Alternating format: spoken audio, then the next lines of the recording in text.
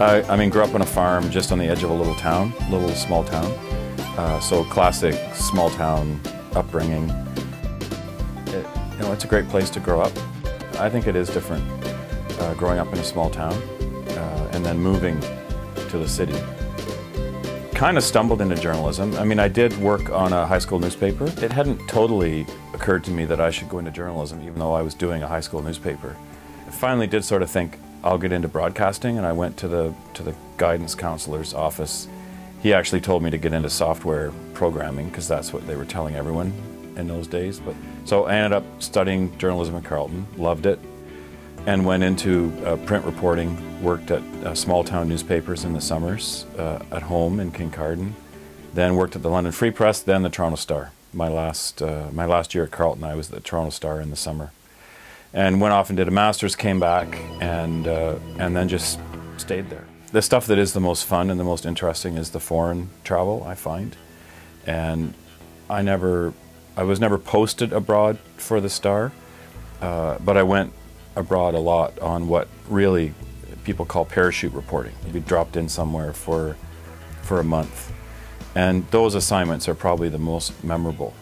That's when I went to Rwanda the first time in 1996 after the genocide. Went to Sierra Leone, went to Somalia. Also, after I moved from Toronto to the Ottawa Bureau for the Star, in addition to working on the Hill, I would travel with the Prime Minister, with Prime Minister Chrétien, when he would go abroad. So those are probably the stories that you remember most. Foreign travel or, big scoops on the Hill, when your story is on the front page and everybody's talking about it.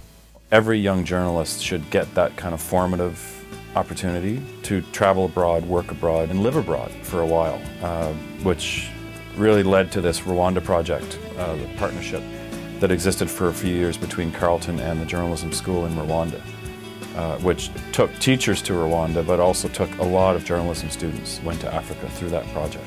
A couple decades, I kind of contemplated would I get into politics. And really, just in the last 2 or 3 years, like a lot of people, I got very, very fed up with Stephen Harper. I had often thought of running in Huron-Bruce, the place where I was born and raised, and where all my family remains, and decided why not. It is my great honor to present myself as a candidate for the Liberal Party of Canada nomination in Huron-Bruce.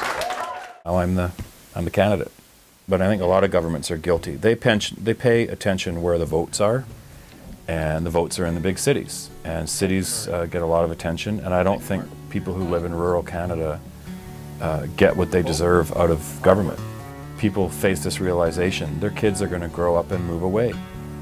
Even if they want to stay there, for a lot of young people, it's not a viable option to make their life in these rural communities. So I think there's a lot that can be done. Even just asking these questions, how could you create a better economy in small communities? How could you create more recreational opportunities, more things for young people to do that are going to want to make them stay and settle down in those communities? I think people deserve a really good MP who doesn't just go to events and do the kind of standard stuff that MPs are expected to do, but just really work your butt off to represent people.